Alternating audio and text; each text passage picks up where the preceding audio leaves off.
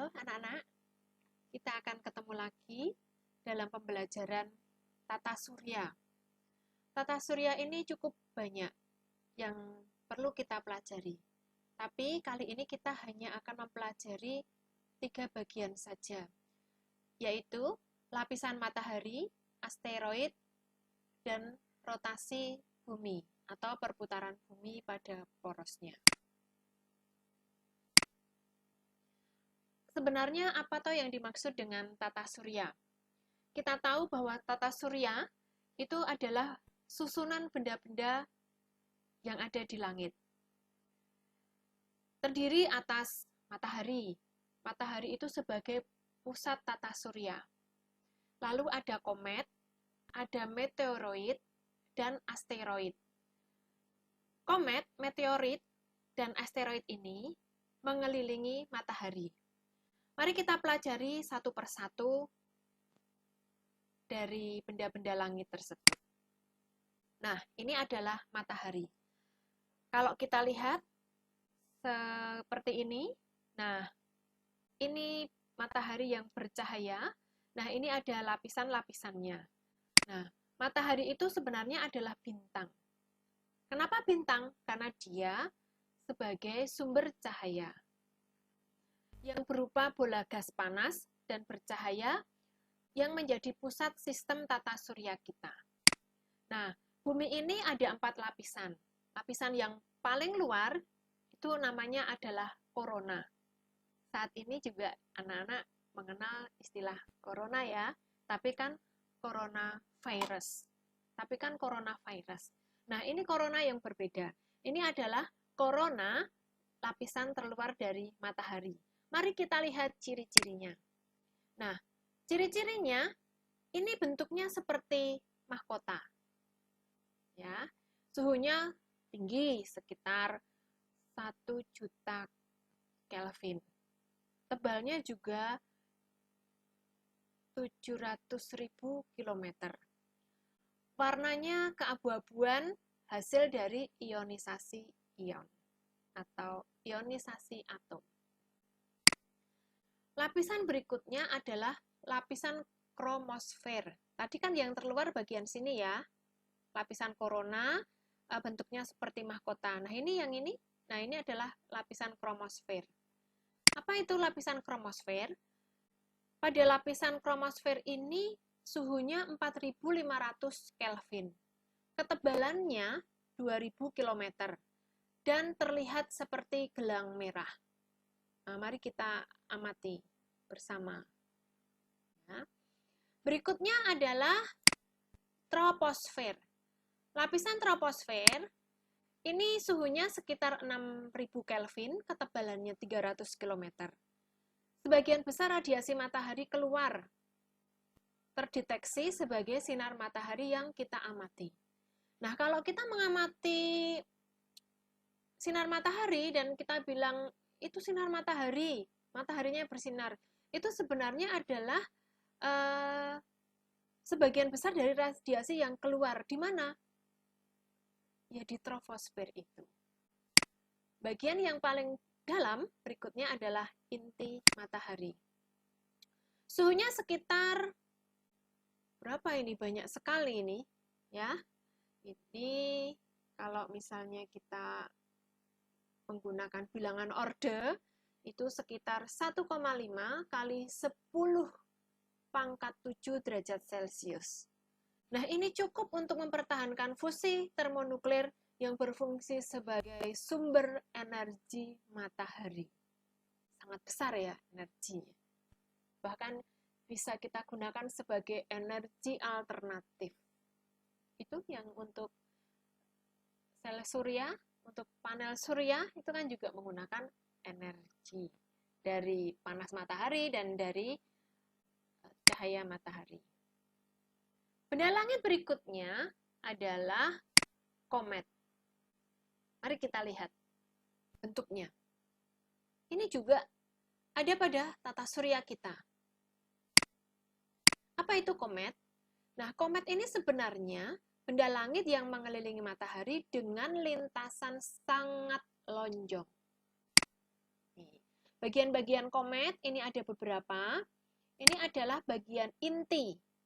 Inti ini mempunyai ciri-ciri kecil ya, intinya berukuran kecil, kemudian padat. Nah, ini tersusun dari debu dan gas. Kemudian bagian sini namanya adalah koma. Koma itu semacam kabut di sekitar inti. Kabut di sekitar inti. Bagian yang ini merupakan lapisan hidrogen. Hidrogen itu adalah gas ya. Kemudian yang ini adalah ekornya. Nah, ekornya ini arahnya selalu menjauhi matahari. Kalau mataharinya ada di sini, berarti ekornya itu arahnya selalu menjauhi matahari. Ke arah sana enggak mungkin kalau mataharinya di sebelah sini, ekornya di sini enggak. Kalau mataharinya di sini, ekornya ya menjauhi matahari. Benda langit berikutnya adalah meteoroid. Kita lihat gambarnya. Ini bumi ya, lalu ini ada lapisan atmosfer. Nah, meteorit ini adalah potongan batu. Ini kita lihat, potongan batu atau puing-puing logam. Maksudnya puing-puing logam itu ya, puing-puing yang mengandung unsur besi dan logam. Nah, ini bergerak di luar angkasa. Jadi, meteor itu bergerak di luar angkasa.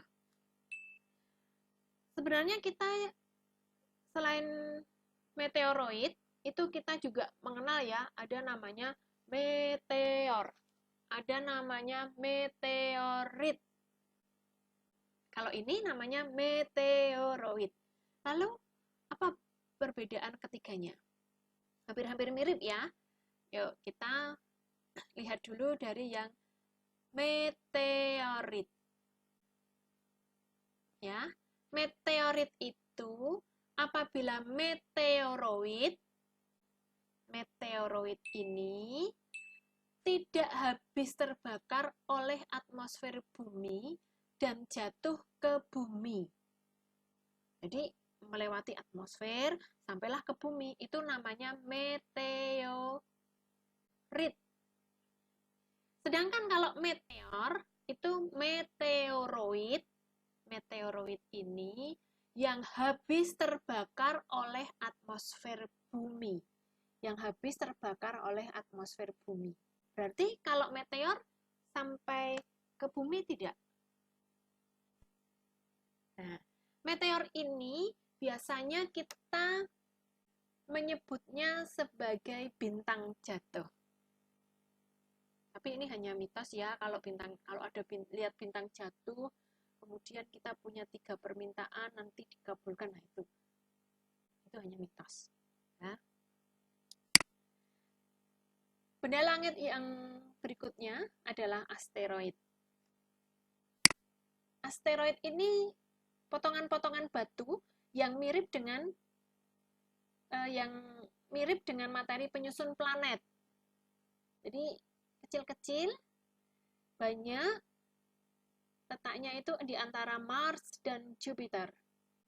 Ini Mars ya, dan ini Jupiter. Jadi di antara Mars dan Jupiter ini ada asteroid, karena kecil-kecil cukup banyak, terlihat menyerupai sabuk. Oleh karena itu, biasa disebut sebagai sabuk asteroid. Ya, sabuk asteroid. Oke, sekarang kita lihat gambar ini. Ini gambar matahari. Ini planet yang pertama ya, Merkurius, Venus, Bumi, Mars. Sini ada seperti sabuk. Di sini seperti sabuk, ini adalah sabuk asteroid. Disinilah letak asteroid di antara Mars dan Jupiter. Di sini. Kalau kometnya, ini kometnya. Kometnya itu punya lintasan yang sangat lonjong ya. Tadi, kemudian ekornya selalu menjauhi matahari. Ini kan matahari. Nah, ini ekornya akan menjauhi matahari. Gitu. Nah, berikutnya adalah bumi. Ini menjadi bagian terakhir yang kita pelajari pada pertemuan ini.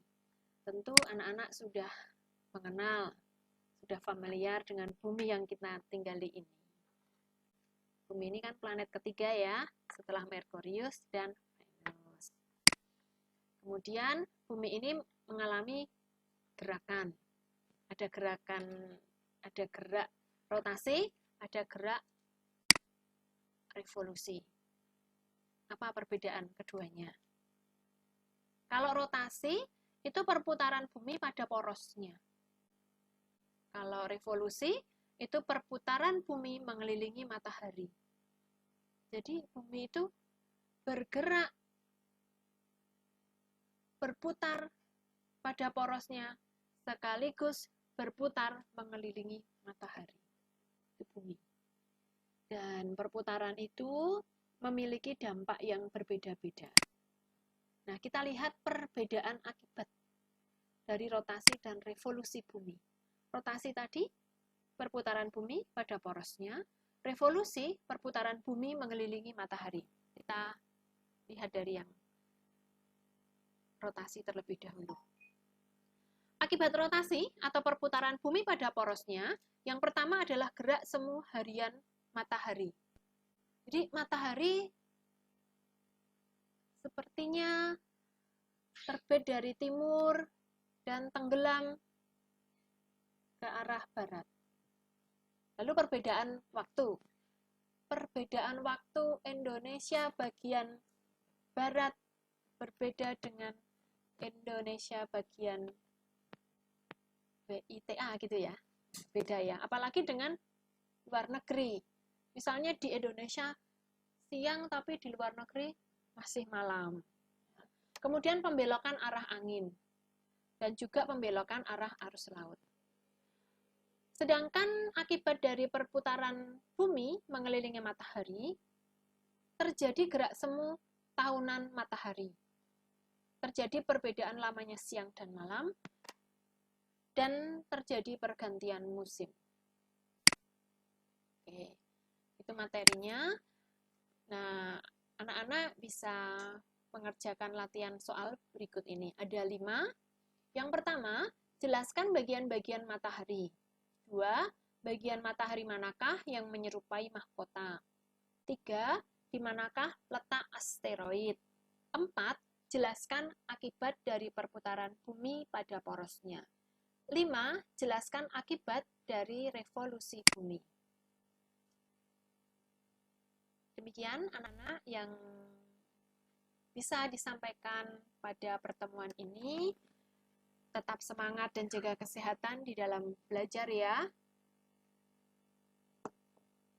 Sampai jumpa dan sampai ketemu pada materi berikutnya. Selamat belajar.